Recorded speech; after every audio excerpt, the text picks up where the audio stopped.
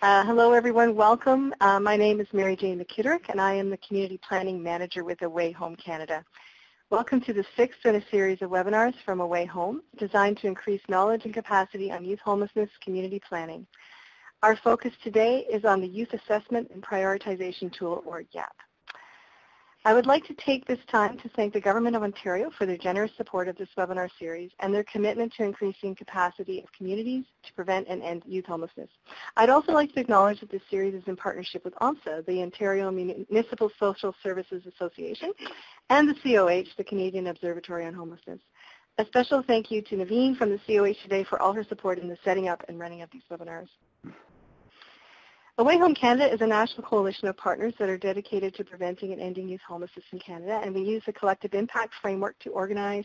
We bring together key players that touch on youth homelessness from across and within the nonprofit, private, and public sectors to align our resources and efforts through around youth homelessness. You may recognize some or all of the names of our partners, including the National Learning Community on Youth Homelessness, the Canadian Observatory on Youth Homelessness, the Canadian Housing and Renewal Association, and the Canadian Alliance to End Homelessness, Raising the Roof, Egal Canada, and the Push for Change. Details about our coalition, our partners, and recordings can be found at our website, awayhome.ca. I'd like to welcome and introduce our presenters today. First will be David French. With 20 years experience working with Alberta's most vulnerable young people, David led the development of supporting healthy and successful transitions to adulthood. A provincial plan to prevent and end youth homelessness. He supported its implementation across 10 communities. David has taken a lead from the government of Alberta to support Away Home's national youth homelessness efforts as the Director of Policy and Planning. He is a firm believer in harnessing the strength and leadership of community and the voices and experiences of young people in helping shape effective and long-lasting policy change. We've got lots of people joining this call here. Wally is a recognized expert and leader in Housing First and ending homelessness in Lethbridge, Alberta. He recently joined the CAEH. While at the City of Lethbridge, Wally was instrumental in the development of the city's Housing First system of care, program development for several Housing First programs, and providing clinical and operational support to funded programs, leading the development of the city's Housing First standards of practice. Wally has provided consultation and training to several communities in their efforts to develop or enhance their own Housing First models. And Wally has a master's degree in counseling and psychology and has done clinical work for 15 years. Kathryn is a program supervisor with McMan Southwest Region in Lethbridge, Alberta. She supervises 3 youth programs that include the Youth Hub, which conducts intake, navigation, and referral, Youth Outreach Housing First team for youth ages 18 to 24, and the Transition to Independence team for youth ages 16 to 24 funded and transitioning out of the foster care system. So I'll just go over our agenda quickly. I'll begin by providing information about our community planning webinar series and Away Home community planning resources. Then David will set the stage for the YAP tool discussion and alignment nationally. Wally, who led the development on this tool, will dig into how it was developed and how it is used, how it's different, and its features. Kathryn will provide us with a service provider perspective as her organization has been using this tool to assess young people experiencing or at risk of homelessness. Following that, we'll have time for questions. As Naveen explained, for the presentations, we'll mute the phone line, but we'll open the phone line for you to call in with your questions or comments at the end of the webinar. Or you can use your chat box to ask questions. We encourage you to add your questions to the chat box throughout the presentations, but again, we won't be responding to them until the Q&A. It's just nice to do them when you think of them. So I'd love to just take a minute to go through the Away Home community planning resources. Away Home Canada has been supporting youth homelessness since 2013. As a result, we have and continue to develop resources and supports that impact the broadest number of communities possible. Here are a few of our following supports.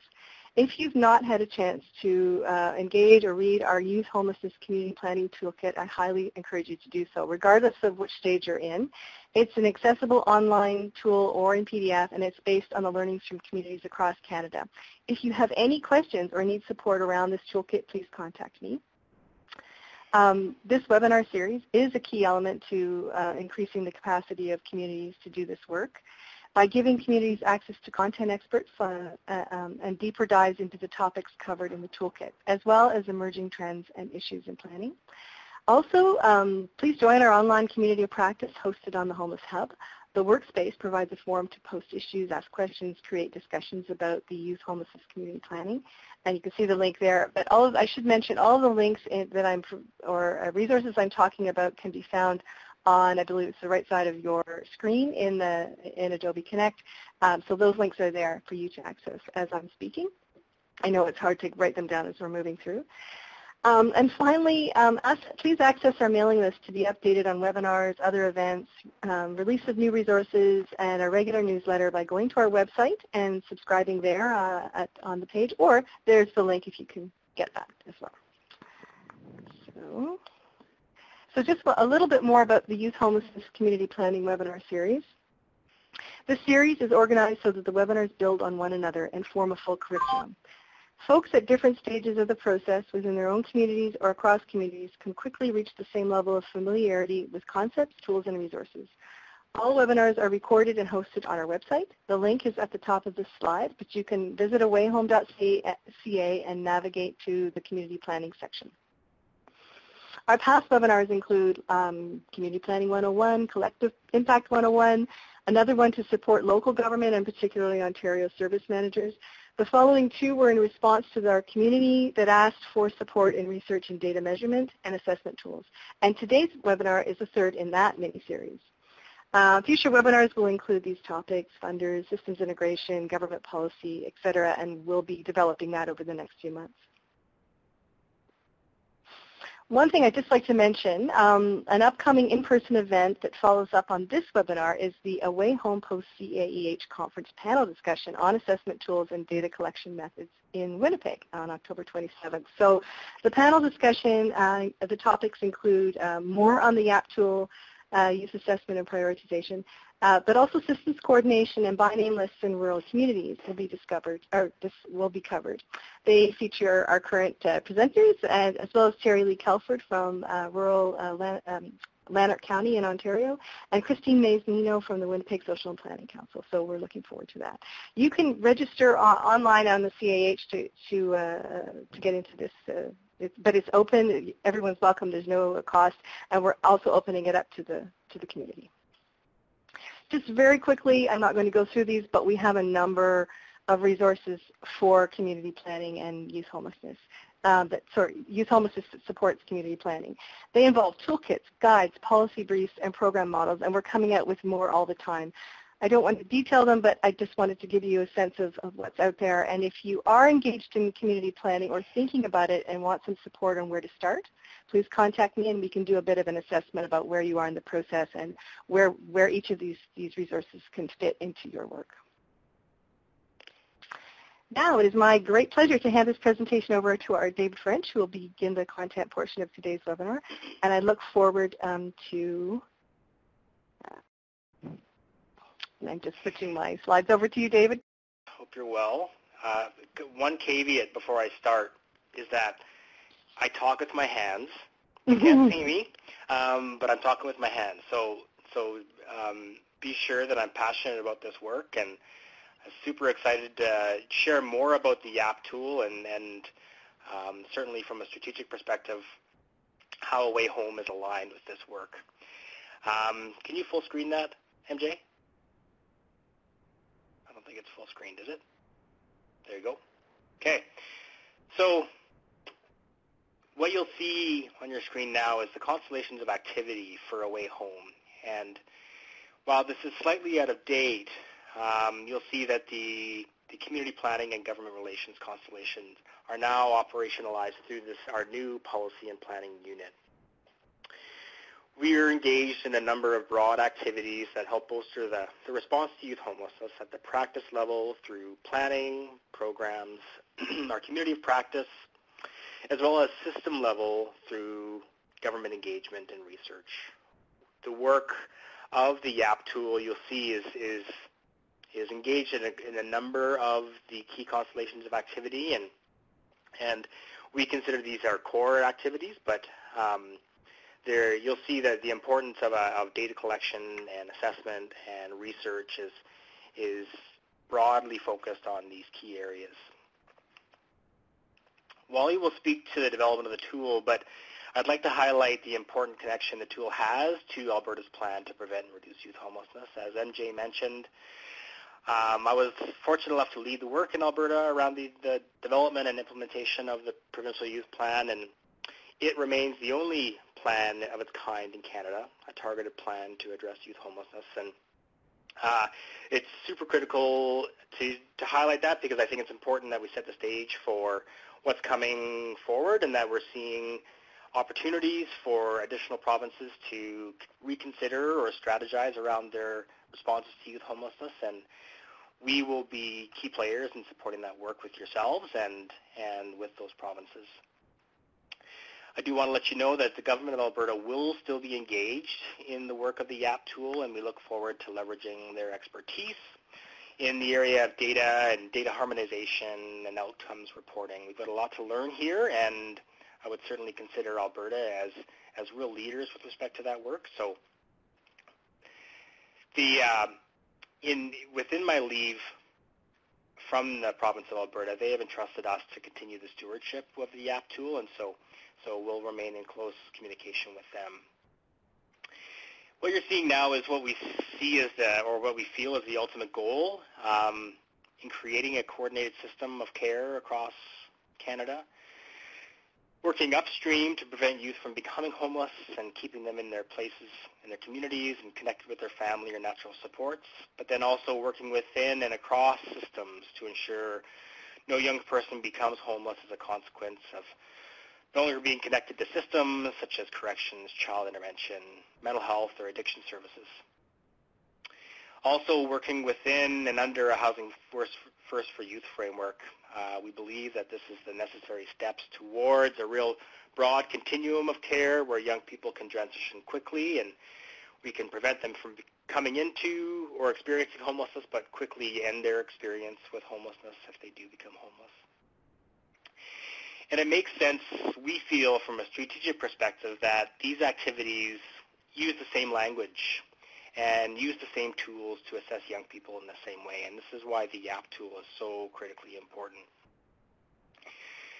For a long time in Canada, there's been little consensus about the role of research and data in responding to youth homelessness, and in some areas there was actually resistance and hostility towards the notion of needing to research. And we know that the language is that we know what the problems and we know what the solutions are, and I would point you towards some of the recent research that we've done, the big one being the Without a Home study, and that it has given us a whole new opportunity and layer of data that we never had before, which can really accelerate some of the work that needs to happen in provinces around targeted planning, around policy and strategies. And, no longer can we say as provinces that we don't have the data we need to actually articulate that youth homelessness is an issue in our communities. We have that data now, and with the emergence of the YAP tool and its implementation across communities, we'll have another opportunity to really accelerate the data that we need. What we have in front of you is our 4 pillars of our data dashboard. And now I won't go into too much detail around those 4 pillars because it's available for you online, but you'll see that we do have a real commitment to understanding the causes, conditions, and responses to youth homelessness. Enumeration, sort of understanding the current situation, the scale and scope of the problem. Agreeing on data sets is a really important step, and the YAP tool, I think, is one of those steps towards accepting a data set nationally. We do see that data management tools and shared measurement across program levels is critically important. No single tool can do all of the work, as there are a number of points of intervention from screening and assessment, but we do feel as if that there can be one holistic tool that can support broad planning and community navigation, and that's the YAP tool. And then also performance management. We need to think differently about how we inform the work that we're doing and how we inform not only our systems of care, but our collaborative responses. And again, we see the YAP tool as an opportunity within that. There will be complexities in your adoption of the YAP tool if you choose to go that direction. from weaving the YAP tool into existing systems to distinguishing reporting requirements and perhaps which tools you're currently using that you can maybe eliminate, how the YAP tool can be integrated into supplemental assessments needed for young people. Wally will speak more to this. And perhaps the question, that I get most often is, how can I convince my CBO or community entity that we want to start using the tool? And these are all focus areas for us and conversations that we want to support you with. And at the end of the day, we believe the YAP tool is the most balanced and supportive assessment tool that we can be using right now for young people, and then it does focus on those strengths-based supports that we know organizations are already using, but also has a resiliency focus and does balance the need for incorporating family and natural supports into the work. As we continue to build the resources and tools for the YAP tool, we will keep a strong focus on the opportunities for embedding the tool within other systems of care.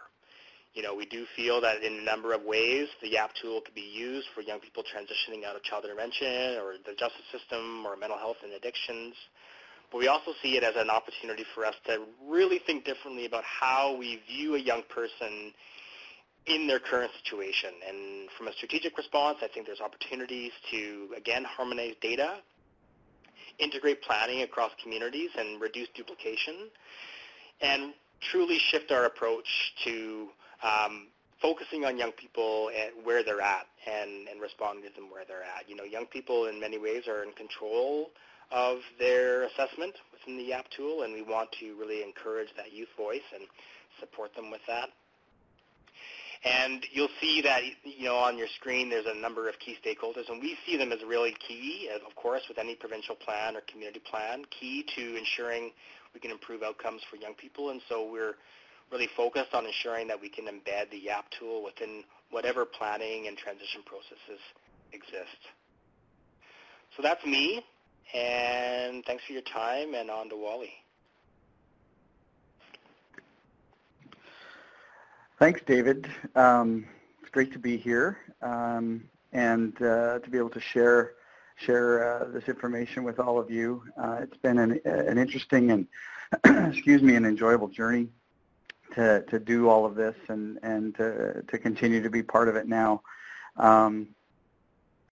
Anyway, so I want to be able to share with you kind of where the youth assessment prioritization tool came from, what it basically looks like, and what's all entailed in its implementation and what we can get out of it. So when we look at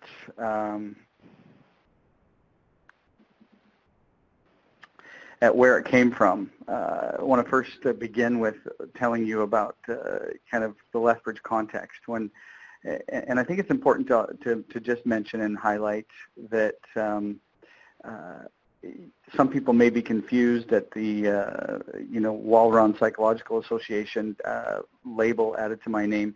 I just want to make sure that people understand that the work I do regarding the YAP tool is separate from my role with Canadian Alliance, and so that's why that's there. But this tool actually began, the process of it actually began in a role that I had previously with the City of Lethbridge.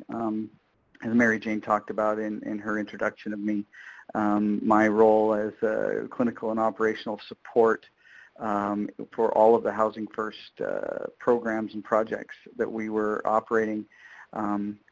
We were in a situation where with the Youth Hub, which is one of Kathryn's programs, our youth centralized intake, there was no other existing youth assessment tool at that time, and so we were using the tool that we had been using all along prior to having any kind of youth tool available to us.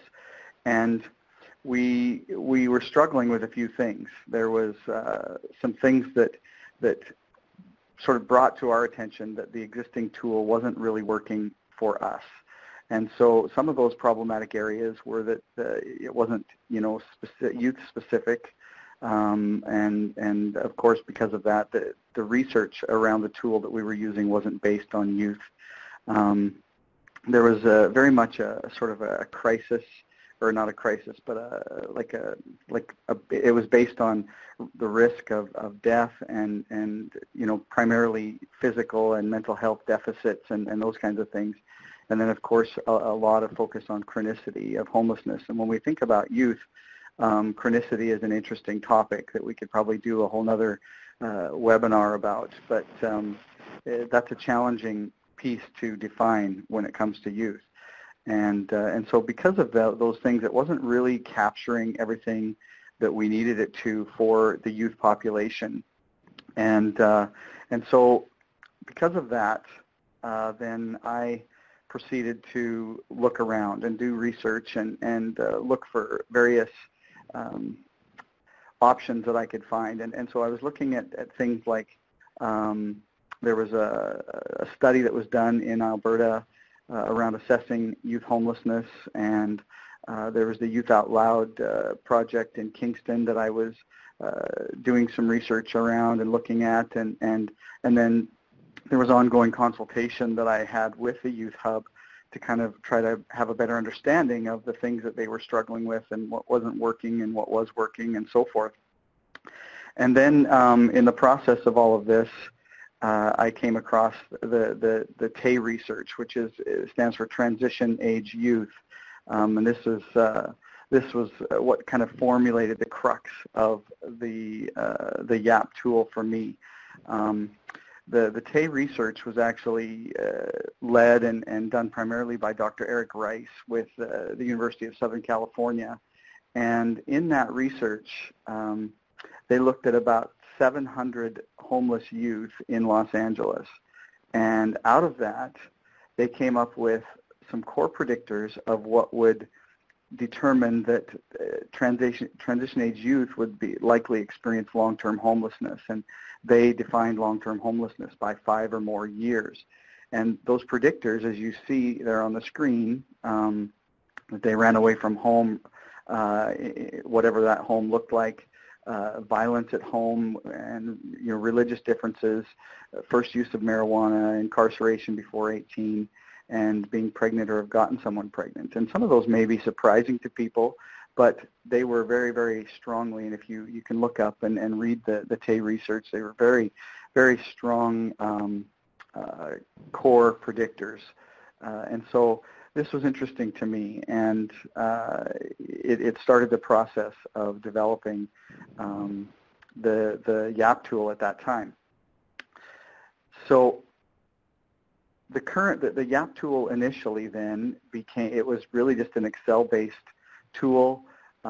It had about 17 questions, and it was based primarily on those elements of the TAY research. And we were able to get some scores out of it that were automatically calculated scores that would determine immediate risk of homelessness, risk of long-term homelessness, a score around prioritization, and then some scoring around mental health and trauma. And the thing I want to say, though, about the scoring is that the scores were not meant to determine eligibility for anyone. They were meant to be able to compare one youth to another, which is the way the tool still sits. But there's also some other components that I felt were missing that we needed to kind of highlight a little bit further, things like FASD and some deeper dives into areas around gender and sexual identity and things which creates risk factors and so forth, and then even ethnicity and addiction and legal components. Those are all elements that went into developing the scores associated with this initial tool the way it was. And so that's kind of how it was. And it was introduced to the Youth Hub, and to be honest, there was a little bit of resistance at first. Not so much resistance to try it, but the assessment team being a little unsure of what it was and if it was really going to be helpful. But after time, it really became something that they quite enjoyed using, and as they continued working with it alongside of the existing tool, they found that it was definitely beneficial for them to make the switch. So So then we come back and move forward. Sorry, the slides are just a little delayed. I had the opportunity later on to connect with David French, and because of the Alberta Youth Plan, and in the process of learning about the plan and understanding the need for an assessment tool and so forth, we had some conversations and decided that we wanted to look a little further at how the YAP could potentially be implemented there in that process. And so we got to work and started making plans and quickly put together a working group to sit down and go over the existing tool and then get feedback. And from that feedback, I was able to go and make some changes and adjustments to the tool, and most particularly around the strength-based component, and really bolstering that and adding elements that would give us that aspect to the tool. And so what happened was after some further development, then we ended up with an interview component to the tool. So after those initial 17 questions, there was an interview piece that was added that was really just about having a conversation with youth so that they could provide, feedback and information to us in a less sort of intrusive way. It was just like sitting down and meeting with the youth and learning about them. And so what also ended up happening was that we determined that we would integrate those initial 17 questions into the interview. And so what came out of that then was, of course, the interview. The automatic scoring still existed, and then there ended up with being 5 narrative domains, and these domains were, housing needs, social networks and connections, health and wellness, daily living, and attitudes and behaviors. And there is an information sheet that has some deeper explanation of what those domains are really about. But the idea was that these narrative domains would be things that would be populated based on the responses that the assessors would get throughout the interview. And understanding those domains, then they could inform the narratives in each one of them and include also some of their own insight that they were gaining from the youth that may not have been completely spoken, but that they could gather. And so really each narrative was a way for the assessor to provide rationale around where they felt that youth was at. Then also through the tool, there was a purpose of identifying specific strengths and risk factors that might be presentable or presented from that youth. So, and so the questions of the interview were designed largely around being able to ask the youth things in different ways to be able to understand what some of the strengths might be, even when that youth may not know or even believe that they have certain strengths available to them. And so, so these 2 lists were able to be generated as well, so that when you're finished with the assessment, you can come away with not only all of this information that you've gathered, but be able to define certain strengths and risk factors. And so then the final sort of domain, if you will, was a window where you could add your summaries and recommendations for referral and so forth. And all of that was to be pulled together from the information you've written in those domains. And those domains are actually scored as well, but again, not for the purpose of determining eligibility, but to just give a sense of where that youth might be at in either complexity or even a skill set in those particular areas. And so, just wait for this slide to transition here. There we go. So then when you break it all down, what we really have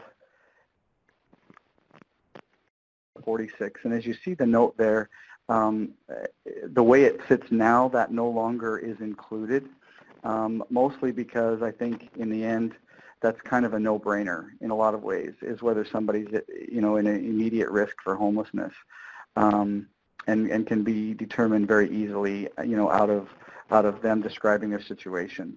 The risk for long-term homelessness, which is really the area that kind of helps to identify whether Housing First for Youth services and more intensive case management would be helpful. And there's a total of 50 that could be scored in that area. But again, it is more of a measurement that allows you to put, youth next to each other and make some determination of where they sit in comparison to each other. And then the prioritization score is again all about if we need to, if we have two spaces, let's say, or one space on a caseload, and we have two youth that we need to make some decisions about, this score allows you to kind of measure them side by side and have some insight as to who might be a priority in that situation. So the mental health and trauma areas, it's really kind of a mini mental health. These areas are not designed for any kind of diagnostic component, but it's more just to give some highlights as to there may be potential mental health concerns that you want to look at. And then the same with trauma. It is meant to show those components. Now contains, and one of the things that was identified as we moved into working in the Making the Shift project and so forth, was the need for a pre-screen component. And when I got looking at it all, a vast majority of those original 17 questions seemed to make sense to become a pre-screen, because it's a very quick way. You still get the majority of those scores that come out of it, and so forth. And so the current pre-screen component of the tool is 22 questions. They would all be mandatory questions, and it's based again primarily upon the TAY research, because the primary score, primary outcome that we want from that is to understand the potential for long-term homelessness if intervention doesn't occur. It would take an average of about 15 minutes to complete this this pre-screen component, and the automatic scoring pieces do exist. And then what would come after that is the strength component, the strength interview, and so that consists of an additional 45 really guiding questions. And there's flexibility with these questions. And this is one, I think, the nice features of this tool is that none of these questions are mandatory. And so the assessor, once they're trained and have some understanding of actually how to implement the tool, have the ability as they're interviewing this youth and assessing and determining where that youth is at, that there may be certain questions that they choose to leave out or not. But again, all of these questions are designed to provide additional information to be able to complete the domains at the end, as well as to draw out the various strengths of this youth, as well as some additional risk factors. And so you're looking at about 30 to 45 minutes of time to complete this last interview piece. And again, that depends on where that youth is at and what the situation is like at the time. There is a little bit of automatic scoring that still comes with this, because the mental health and trauma component was moved to this interview portion, and we took it out of the pre-screen component. And then, of course, we have those 5 narrative domains, again, the same domains that we had before. And I've added one additional informational domain, which allows us to gather information from other professionals, what other assessments there might be that are available to give added information for the assessor. And so again, there's the housing needs, social networks and connections, health and wellness, daily living, attitudes and behaviors, and then assessments, documentation, and other. And so the scoring pieces are very similar, but we've left out the immediate risk of homelessness. So we have the risk of long-term homelessness, prioritization, mental health and trauma, then the individual domain scores, and then total domain scores. But again, those scores are what all go in to informing the summary, the scores and the narratives to inform the summary and the recommendations for referral. And then it allows also for assessor insight, as I mentioned before, and the summary is the rationale for the various referrals or recommendations they're making for this youth in accessing services going forward. And then, of course, we have, and it's designed to actually, as you go through the interview questions, you can, or as you fill in the information later, if you choose, you can then identify various strengths or risk factors that you pull out of each of those questions, and then those automatically sort of tabulate to one list at the end. And just very quickly to kind of tie things up, in order to implement the tool, there's a mandatory training, and this is essentially a rough outline. I hope you can see it okay, but a rough outline of what the training, the 2-day training would look like. It's actually fairly intensive, and it involves some practice or practical components to it, doing the assessment interviews and so forth. And so there's a lot that will go into the training, but from that, people will be able to, move forward and implement the tool. And I think it will be very effective for people, and I'm anxious to see how, what the outcomes are like, and so forth. And so, yeah, that's my piece, and we'll have time for some questions later on. Thank you to David and Wally. It's been quite an adventure in moving forward and implementing the YAP. We've learned a lot of things, and I just want to commend Wally on the work that he did do, because it has been a benefit to the youth, especially. We've been working with this YAP now for the last just about 2 years, I think, and working on the changes and everything else. So we're really excited about being part of that process and moving forward and being available to other places that are going to be implementing it as well. So just a little bit about the Youth Hub here. The Youth Hub provides a coordinated intake universal form, the assessment, which is our YAP, referral, completed, reviewed, and supervisor approved package, and housing first services for homeless and at-risk youth with complex needs up to the age of 24. This includes eviction prevention, housing and follow-up services, and connecting service participants to other supports and services within our community. The focus is a family-first, housing-first approach where the youth in need of housing and support services are identified and provided housing supports, as well as the appropriate community support services. At the Youth Hub, we will assist the housing initiative by providing streamlined access to wraparound supports. With our program admission criteria, the ages are 24 and under through the Youth Hub for all intake, referral, and navigation.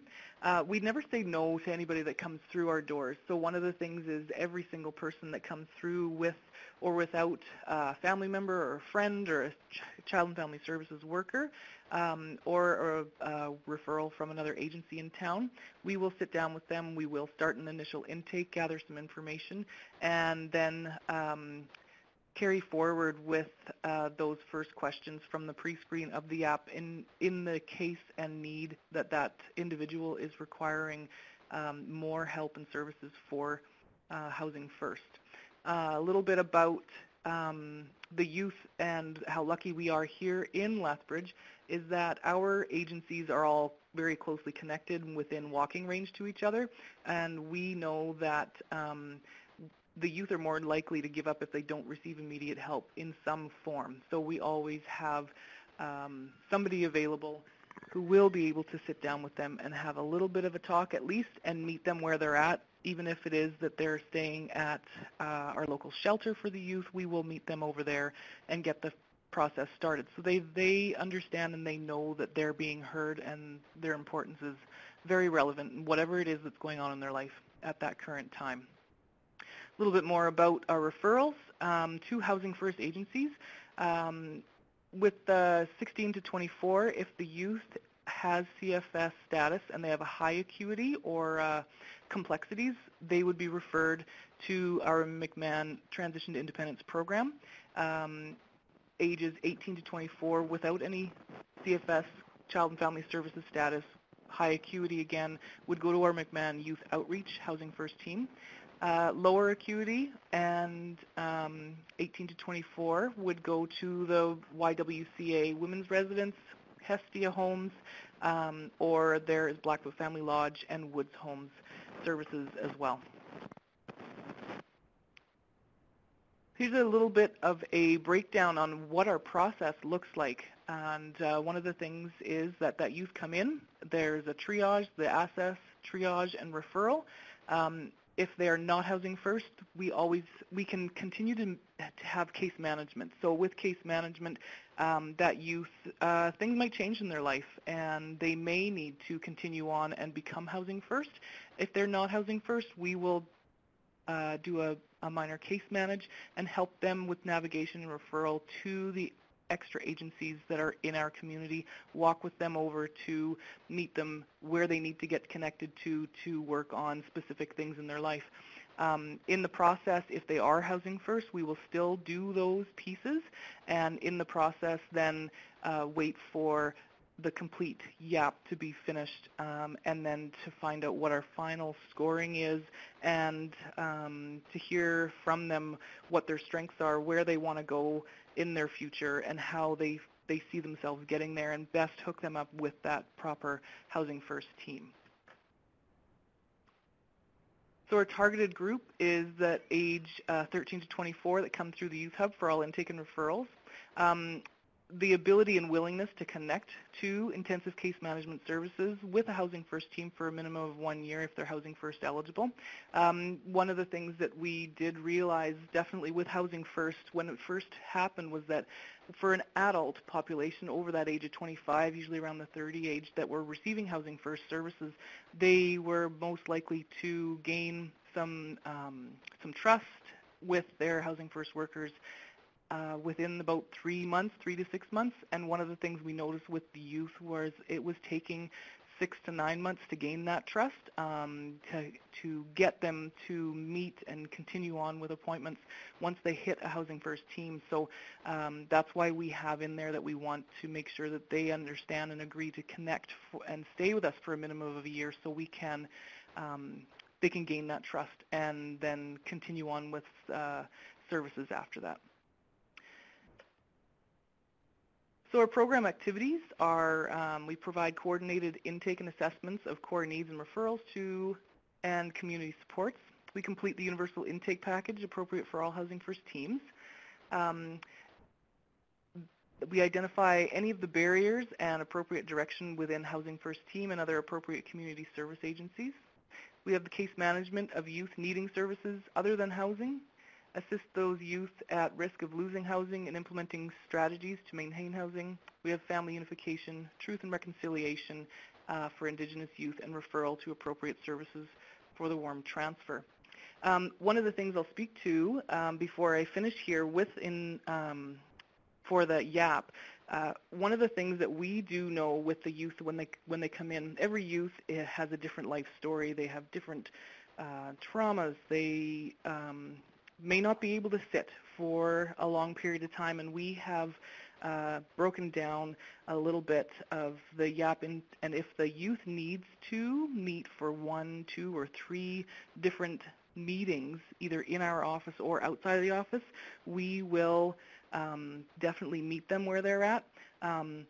We broke down the YAP into 4 different little categories on a separate piece of paper, just so they didn't have anything, they didn't see us completing something in front of them. It was just more of a real-life conversation, so we could grab and show them the attention that they needed in their time. So the first meeting is definitely discussing their past and their current housing situation, asking them some questions that we try not to bring up any of their past traumas. We want them to be able to give us as much information as possible. Second section is current life situation, and then the questions, of course, that we are asking are all based on the questions that are in the YAP here, in the YAP tool. A third would be mental health and well-being. If there are any diagnoses or if they know of anything, they can let us know at that time. We can help them find out those things as well. And then the fourth is anything else that they would like to tell us about themselves that would be helpful. So we're helping them lead and drive that bus for moving forward with what they want in their lives. Once we do that, we sit down and we plug in all of that information after we have sent them off with some referrals and some supports, connected them to some other things, and we complete the assessment online and then come out with that score, meet with them again, and help them get referred and warm transferred, which is a face-to-face transfer between our hub team, the youth, and their next supports, and give a really good overview of who this youth is, not just on paper, but in person as well.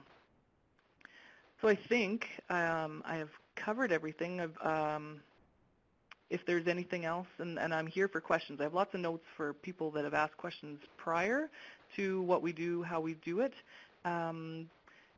So I'm finished, and I'm happy to answer anything that anybody might have.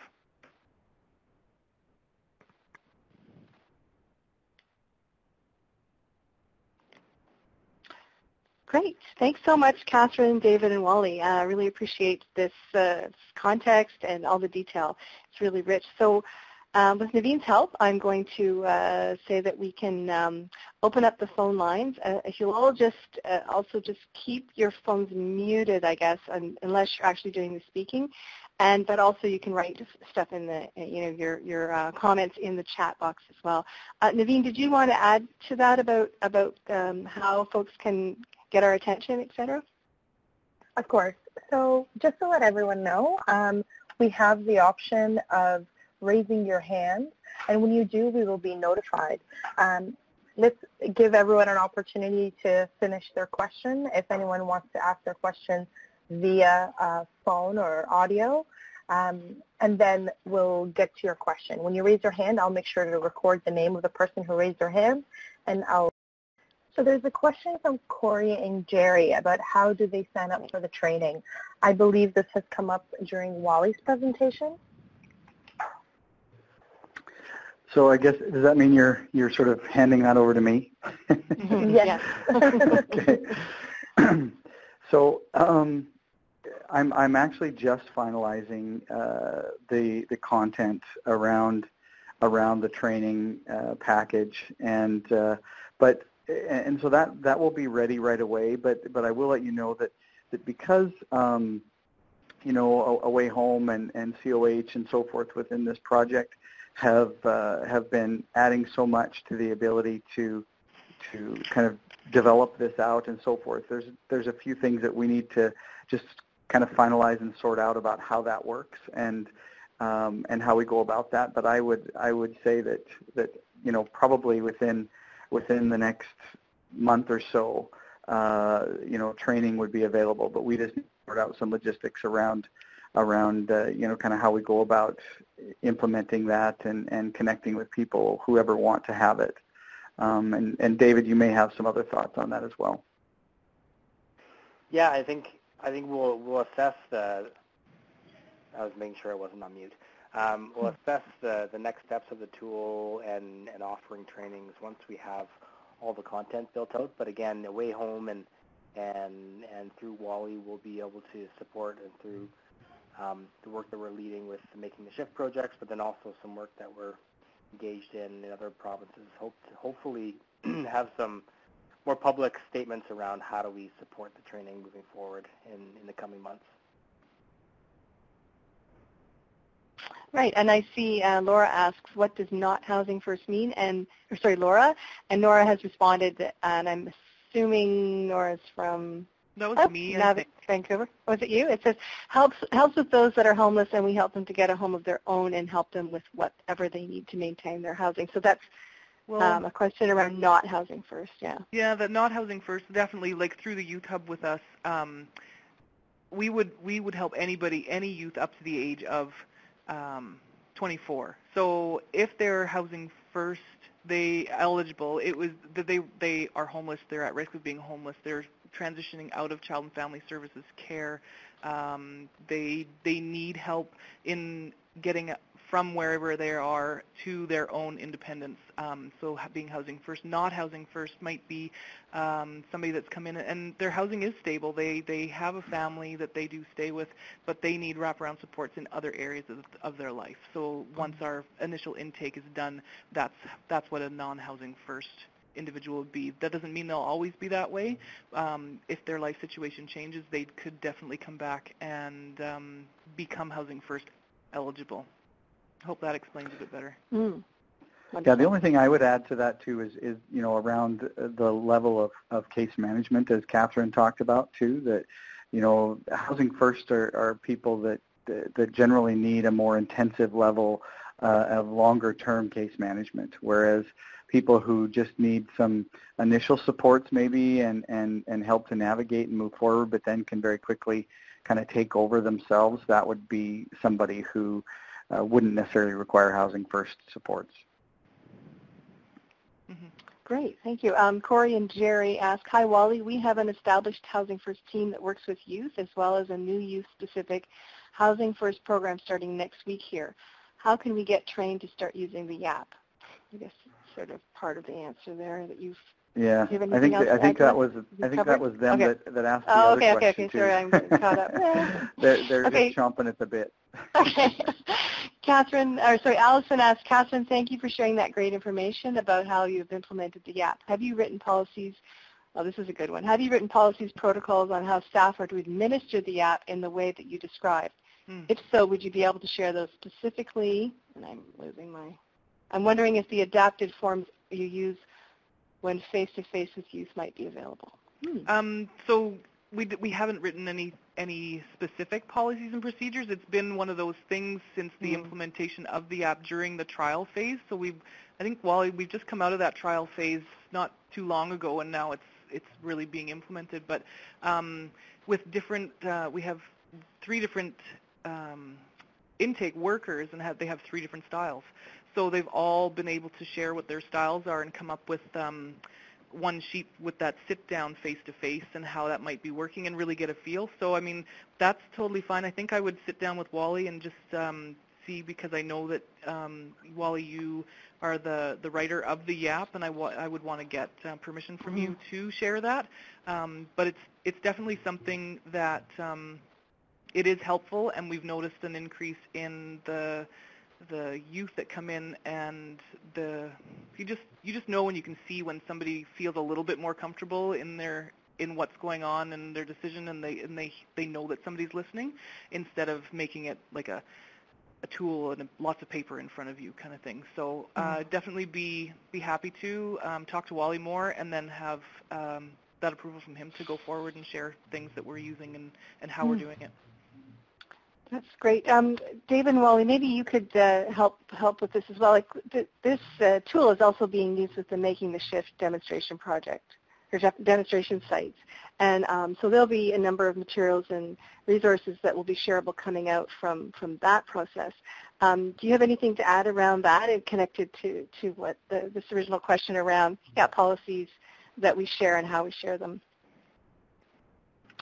Well, I think the policy question is really something kind of up David's alley, but I think that some of those policies will, he will be helping to develop for those programs in the Making the Shift project, or at least to help make recommendations around that. But I mean, I think in the end, every program is a little bit different, and I think that there's a wide usability in a lot of ways for this, because it's not just you're not going to just come out of this with being able to decide if somebody needs, housing first supports. It really is going to give people the opportunity to understand sort of where this youth is at and where they're coming from, and what some of those complexities are, but also more importantly, what skills and strengths do they have going forward that can be capitalized on, and that whoever is going to work with them going forward can actually take into their hands and go, okay, you know what,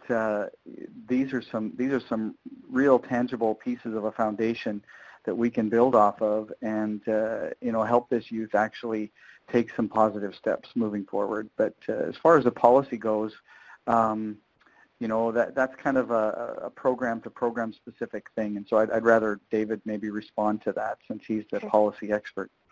Yeah, I think we're going to have to, in lots of these things, and that's why I sort of referenced, there's going to be some complexities around how this tool can be applied and adapted into your current, your quoted system, and those will need to be sort of one-offs for each of these communities who are looking to do it, and how it applies and how it links and how it speaks to and how organizationally you look at it, and is your organization already coming from a strengths-based perspective? Are there no exits into homelessness if you're a shelter, et cetera? So I think I'd rather sort of leave that one for a sort of a face-to-face conversation or a one-to-one conversation with each organization. The other thing I will say is that we had some discussions earlier on about the training and whether it would be better to do, like say for the projects in the Making the Shift, better to do sort of a one-time training for everybody involved or whatever.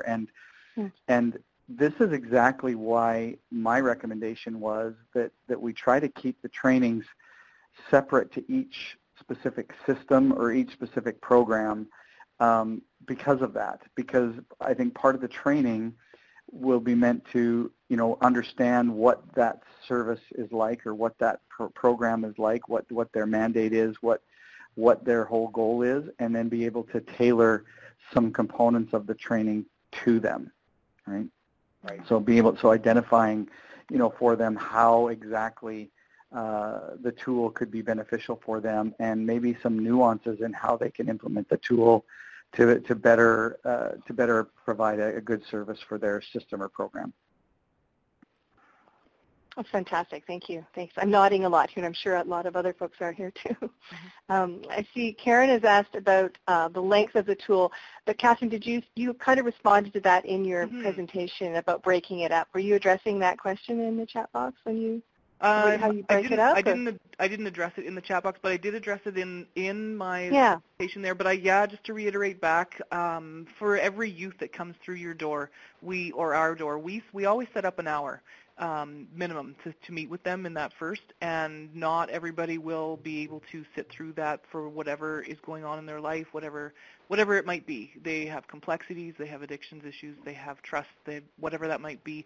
And if we can sit down and, like they're saying here, build that trust, and we know they're going to be at the shelter, or they're going to be at their school if they're going to school. We'll go meet them. We don't want them to derail from what might be working and what strengths they've got going on, so we make sure to tell them and follow what their strengths are and meet them where they're at. So we have a few youth who have come through recently who are attending school full-time, and our caseworker has started here, done the initial setup, and then gone with our sheet that we have instead of the whole package, and met them at the school, sat down in one of the counseling rooms with them, answered some more of the questions. So we went to them in their environment. They didn't have to worry about moving back and forth and how am I going to get there, take the bus, whatever it might be, breaking down those barriers, right?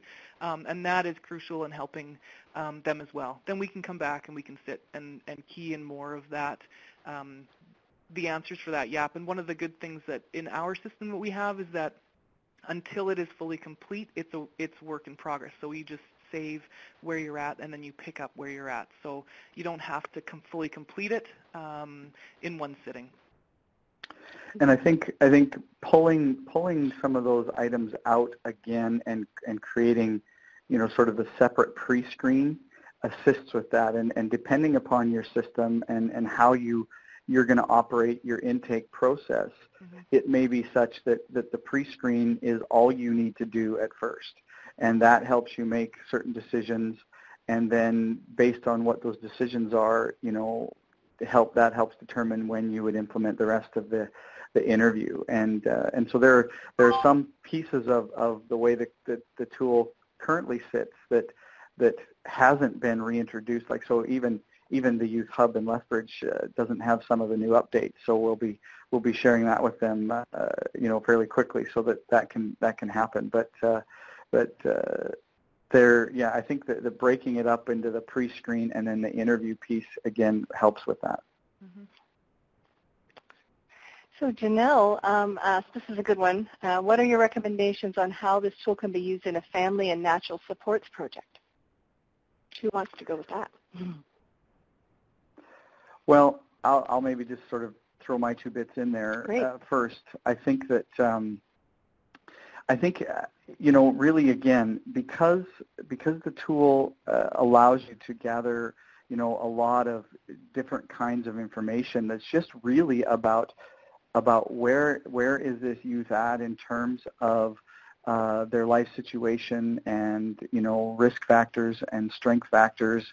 And, it allows you to sort of tap into whether there's even potential family reunification opportunities and so forth. And so, again, out of all of that, if somebody, even if you're just looking at the scores, those again are more about comparing youth to youth. But the narrative domains, I think, allows you that based on whatever your intention is, based on whatever the purpose of your program is, you can inform those domains with that in mind. Mm-hmm. And so there may be certain things that you need to look for because of the mandate or type of program you're operating. And so therefore the information that you are gathering from the interview allows you to really, I think, kind of tailor those domains as well. So it really could fit with a program like that or a program that's just specific to homeless or at-risk youth, right? It doesn't matter. It just depends on how you're framing the purpose of it. Well, and I would also add that it also matters at what point or what stage you are using the YAP tool. So is it a centralized tool that is streaming young people towards a family and natural supports mm-hmm. program versus a shelter versus a housing first program? So there's the beauty of the tool, and credit to Wally on this, is its adaptations and where it can be applied is really, really flexible. And that's the opportunity that we have with the pre-screen and the full tool is that you could be a youth shelter and be using just the pre-screen. You could be a full integrated hub and using the entire tool. So I think those are the sort of the one-to-one types of conversations that we can have around application. Yeah, good point. Linda asks, when can we see the full interview? Well, that's a good question. I mean, it's not. I mean, it's easily shareable right now. But again, I think we just need to sort of finalize the logistics around how all this works. And I don't think it's going to be very long before we can start, getting it out there and having it accessible and sharing it with people. There's nothing really sort of secretive about it at all. It's just we just want to make sure that we keep our T's crossed and I's dotted and so forth as we move forward and do it properly. So. Denise asks, has the tool been used for evaluation as a baseline to measure against? So if I'm hearing the question properly, and maybe just for some clarification, are we thinking about, can the tool then be used sort of throughout ongoing case management per se? So you've got your initial baseline and then you can redo the tool and repeat the tool so that you can see potential change and things like that. And so I'm assuming that that's what the question is about. And so that's how I'll respond. But I think that's for sure something that is kind of in the works. I've had conversations with David and the folks from Away Home and so forth about this, and that's something that I'm, right now in the process of sort of trying to make adaptations to some of the questions if need be, and maybe adjust components of the tool so that it can function, and be used ongoing. But again, that's, we'll have to also go through, some validity testing and things like that to make sure that it actually makes sense. But that is something that we definitely are talking about, and I think would like to see available. So, that may be happening sooner than later too. Great. I just lost my line of questions here. There we are. Oh, thank you. Here's a great one for you folks. Is the YAP compatible with HIFIS? Well, thankfully, the question's been asked. Yeah. Sorry? Who wants to go for that one? Well, I don't think that's a challenging question. David, you can probably answer this better than me, but it's I think anything can be adapted to HIFIS. So I shouldn't say anything, almost anything, I guess. But I don't think that there will be a problem. I know that there's been conversations with them about that, and it really is just a matter of sort of plugging in the programming or functionality around the formulas that determine the scoring that would be any kind of a challenge. Otherwise, HIFIS, you can create just about any report you want in HIFIS, and so the only difference is this has some sort of automatically calculated scoring that has to be built in with formulas. But I don't foresee that being a big problem. Yeah, no, it's certainly a conversation that we're going to have with HIFIS. Actually, they're showing some interest in the tool and hosting the tool, and so currently it's hosted at the moment for organizations who are using the tool through ETO, Efforts to Outcomes, which is an Alberta-based HMIS system. But for future hosting, HIFIS is certainly the platform that we would be looking at, and that partnership we're unpacking that partnership as we speak, and look to make the adaptations to the tool and build it out within that future state. Great. Karen thanks us for our, she's from the U.S., and she says kudos to our northern neighbors for leading the way. Let's see. Amy, can this assessment be done through a phased assessment in order to facilitate that level of trust? I just answered that question, MJ. You did, yeah. Oh, okay. You did on the, okay. Sorry, yeah, I can't scroll down fast enough. That's the problem. No worries. Kathryn identified that in her presentation as well. I yes, think she did, yeah. What Wally, and I typed this, but I'll say it. What Wally and Kathryn would probably tell you is that the tool also allows for sort of intuition and gut feelings and your own practical practice to find its way within the application of the tool. And so if you're feeling as if the dialogue is starting to wane and a young person is disinterested in giving you vague answers, that's an opportunity to sort of pause, come back again. It's not a one-time thing. You can come back in and use the tool and pick up where you left off. And so yeah, no, I think it's adaptable that way for sure. The other thing, sort of in a bit of a different